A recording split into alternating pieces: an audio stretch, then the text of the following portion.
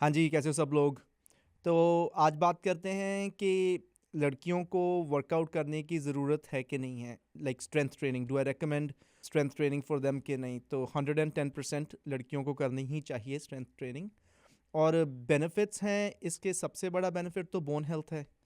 And after हम जब 30 साल से ऊपर जाना शुरू करते हैं, तो कहीं न कहीं हम 5 to 7% अपना बोन मास को लूज़ करते हैं एवरी 10 साल।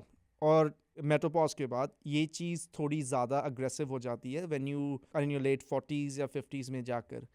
और इससे सबसे ज़्यादा जो बेनिफिशियल चीज़ है आपकी मसल और बोन को बचाने के लिए, वो है रेजिस्टेंस ट्रेनिंग, जो स्ट्रेंथ ट्रेनिंग है। सो स्ट्रेंथ ट्रेनिंग को इग्नोर मत कीजिए। सबसे बड़ी बात यह है, खास करके अगर आप फीमेल हो तो, बिकॉज आफ्टर मेट्रोपॉज आपका जो ऑस्टियोपोरोसिस के चांसेस ज़्यादा बढ़ जाते हैं आगे जाके फ्रैक्चर्स। और बोन हेल्थ के लिए resistance training is probably one of the best things that you can do. और इसको कोई भी आप दवाई रिप्लेस नहीं कर सकती है, जो आपकी बोन को सेव कर सकती है आगे जाकर एज यू ग्रो ओल्डर। बहुत मिथ्स बनी हुई हैं कि अगर मैं हैवी लिफ्ट करूँगी तो मैं बॉडी बिल्डर की तरह दिखना शुरू कर दूँगी। और लड़कियों के लिए बॉडी बिल्डर की तरह दिखना बहुत ही ज़्यादा मुश्किल है। उसका सबसे बड़ा रीज़न तो ये है कि जो लड़कियों में बाय डिफ़ॉल्ट जो टेस्टोस्टेरोन होता है लड़कों से कम होता है, आप में एस्ट्रोजन थोड़ा ज़्यादा होता है। एंड टेस्टोस्टेरोन इज़ सबसे जो ज़्यादा इम्पॉर्टेंट हार्मोन है, जो हमारा मसल को बड़ा करने के लिए काम आता है, वो आप में नेचुरली लड़कों से कम होता है।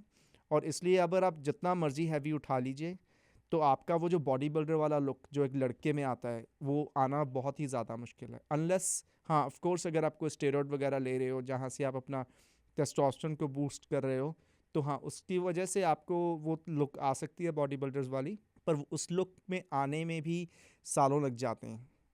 तो इसलिए प्लीज़ रेजिस्टेंस ट्रेनिंग को इग्नोर मत कीजिए, बिकॉज इससे ज़्यादा आपकी बॉडी के लिए कोई अच्छी मेडिसिन लॉन्गजेविटी के लिए नहीं हो सकती है, जहाँ पे आगे जाकर आपके the better you look. Of course अगर आप मसल मास बिल्ड कर रहे हो, मसल मास बिल्ड करने का मतलब ये नहीं है कि आप बॉडी बिल्डर बन रहे हो। मसल मास बिल्ड करने का मतलब ये है कि अगर आप थोड़ा सा हैवी लिफ्ट कर रहे हो, आपके मसल बढ़ रहा है, तो दैट मीन्स आपका बॉडी फैट भी नीचे जा रहा है, क्योंकि muscle is the best fat burning machine by itself. जितना आपकी बॉडी में मसल ज़्यादा होगा, आपकी उतनी ही बॉडी फैट नीचे लेके आएगी। तो प्लीज़ रेजिस्टेंस ट्रेनिंग को इग्नोर मत कीजिए। मिथ है कि आप बॉडी बिल्डर की तरह लगना शुरू कर दोगे, वो नहीं होगा। बिकॉज उसके लिए लाइक आई जस्ट सेड कि आपका टेस्टोस्टेरोन लड़कों के मुकाबले में कम होता है। There are other muscle fibres also, जैसे लड़कियों में टाइप 1 मसल फाइबर हैं, वो थोड़े ज़्यादा होते हैं लड़कों के मुकाबले। सो टाइप 1 मसल फाइबर्स जो बेसिकली होते हैं, उनको हम स्लो ट्विच मसल फाइबर भी बोल देते हैं। That's why you will notice कि जो फीमेल्स होती हैं वो इंड्योरेंस वगैरह की एक्सरसाइजेज में they can last longer more than a man can, कि जहाँ पे आप ज़्यादा देर तक कार्डियो कर सकते हो। कोई भी रेजिस्टेंस ट्रेनिंग भी अगर आप करते हो, तो चांसेस आर कि आप एक्सरसाइजेज भी ज़्यादा देर के लिए कर सकते हो, वर्सेस जो मेन में टाइप 2 होते हैं, जिसको जो बेसिकली ज़्यादा एक्सप्लोसिव एक्सरसाइजेस के काम आते हैं। जैसे हमने एकदम से 5 रेप्स किया, हैवी उठा के किया। And that's why you will notice के जो लड़के हैं वो थोड़ा जल्दी फटीग हिट करते हैं वर्सेस फीमेल। तो ये रीज़न तो बहुत बड़ा रीज़न है रेजिस्टेंस ट्रेनिंग करने का, because everybody wants to focus on the quality of the life.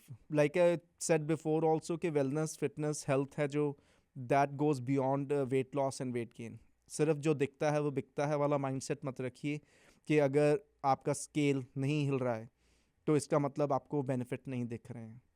अगर मैं ऑनेस्टली एज अ ट्रेनर मैं रेकमेंड कभी भी किसी को करूँगा अपने तजुर्बे के बेस पे, जो मैंने सीखा है इतनी देर में, कि आई वुड रादर हैव जो भी क्लाइंट नया आता है 3 महीने तक उनको स्केल को देखने की ज़रूरत ही नहीं है। जो उनका वेट है वो आपका पता है, आपका स्टार्टिंग नंबर क्या है।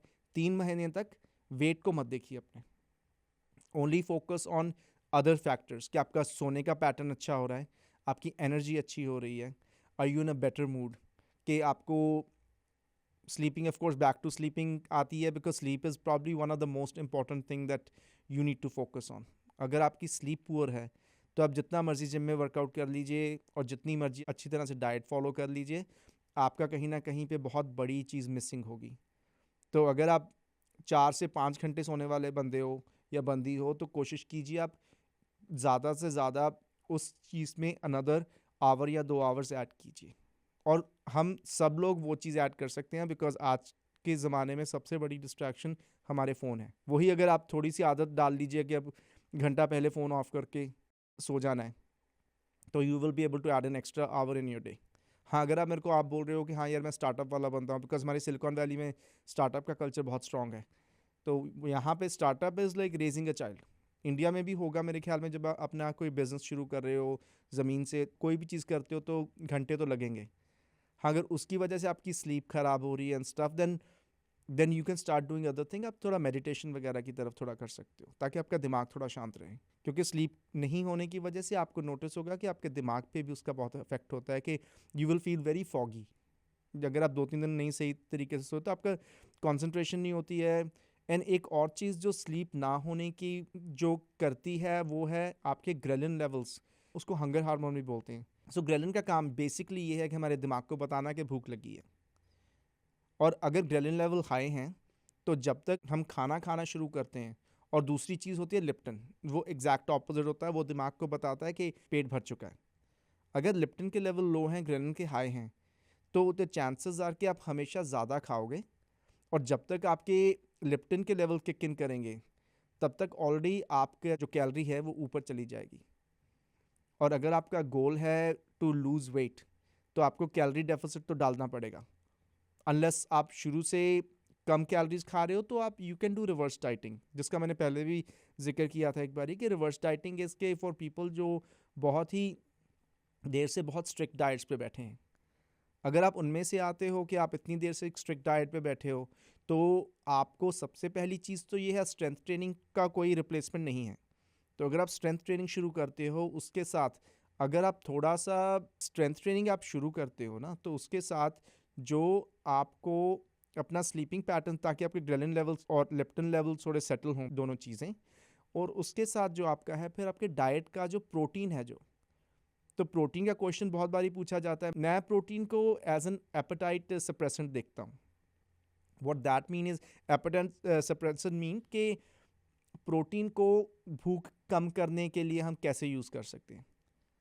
So protein basically is a slow digesting food. अगर आप कभी भी अपनी diet, if you start what ever you eating, if you have protein first and then get into fats and then carbs, the chances are कि आपकी calories restrict होंगी, because protein पेट को जल्दी भर देता है। और मैं अपने बहुत सारे क्लाइंट्स को ये रेकमेंड भी करता हूँ, बिकॉज क्लाइंट्स मेरे को आके बोलते हैं कि करण, जब भी काम से निकलते हैं और वापस आते हैं, घर एंटर होते इतनी ज़्यादा भूख लग रही होती है कि we eat whatever is in front of us, तो जो भी सामने है खा लेते हैं।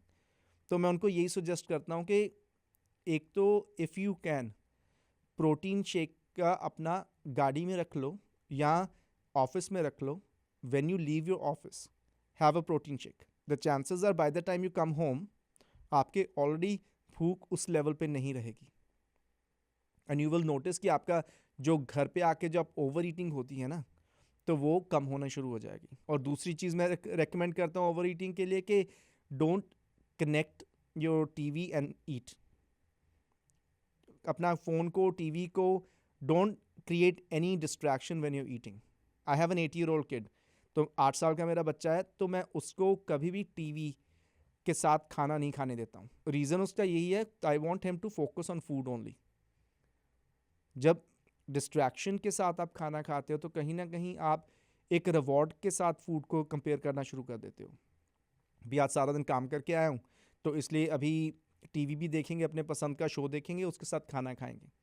तो कहीं ना कहीं आप टीवी को, एंटरटेनमेंट को और खाने को इकट्ठा लेके आ रहे हो, जो कि खाने का फंक्शन एंटरटेनमेंट नहीं है। खाने का फंक्शन सिर्फ एक है कि आपके पेट को भरना, और जितनी आपको भूख लगी है, अगर उसका 70% आप खाते हो एट अ टाइम, और प्रोटीन हमेशा पहले कीजिए, यू विल स्टार्ट नोटिसिंग कि आपके कैलोरी का जो इनटेक है वो कम होना शुरू हो जाएगा, इसकी बजाय कि आप एकदम से आके बहुत ज़्यादा खा रहे हो। ठीक है, तो दूसरी चीज़ आप ये ट्राई कर सकते हो, जैसे मैं बहुत बड़ा फ़ैन हूँ वर्कआउट और मेडिटेशन का। मैं हमेशा अपने वर्कआउट के बाद मेडिटेशन करता हूँ।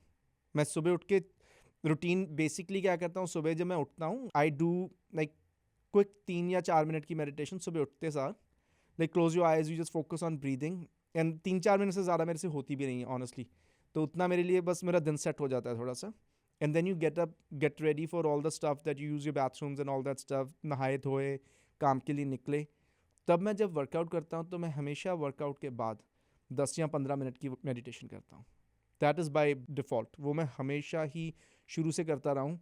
ऑलमोस्ट मेरे को भी 7 साल तो हो गए हैं ऑलमोस्ट, कि मेरे को वो मोर एंड मोर, मैं मेडिटेशन का शुरू से शौकीन था, पर पिछले 7-8 सालों से it has become a very big part of my life, कि जहाँ पे मैं हमेशा एटलीस्ट 10 मिनट वर्कआउट की बात करता हूँ. अगर मैं 4 बार ही हफ्ते में वर्कआउट कर रहा हूँ तो एटलीस्ट वो 10 मैं 4 बार ही तो करता हूँ. बाकी मेडिटेशन इधर उधर हाँ हो जाती है, अगर if you feeling anxious, if you feeling कि एंग्जाइटी किक इन कर रही है. ऐसा हम सब में कहीं ना कहीं तो एंग्जाइटी है. तो अगर वो एंग्जाइटी किक इन कर रही है तो I think meditation for me works very well. लोगों को लगता है वर्कआउट के बाद meditation, I find it more effective because उसके बेनिफिट्स ये हैं कि हम जिम में बॉडी को तोड़ते हैं, और उसके बाद अगर हम मेडिटेशन राइट अवे करते हैं तो that brings our heart rate back to normal. Heart rate drop होता है, हमारी बॉडी रिकवरी मोड में जल्दी जाती है, and you will notice more benefits from it, and you will actually feel more alert. तो hopefully these tips will actually make a difference to you. इनसे आपको कुछ बेनिफिट देखने को मिलेगा. पर please like I always say मेरे से क्वेश्चन पूछिए ताकि मैं उसका आंसर कर सकूं. अगर मेरे पास नहीं आंसर होगा तो मैं अपने दोस्तों से पूछकर, as you can see I work with Mind Pump. So Mind Pump is one of the number 1 fitness podcast in the world right now. तो हम चारों के बीच में we have over 100 years of experience in this field.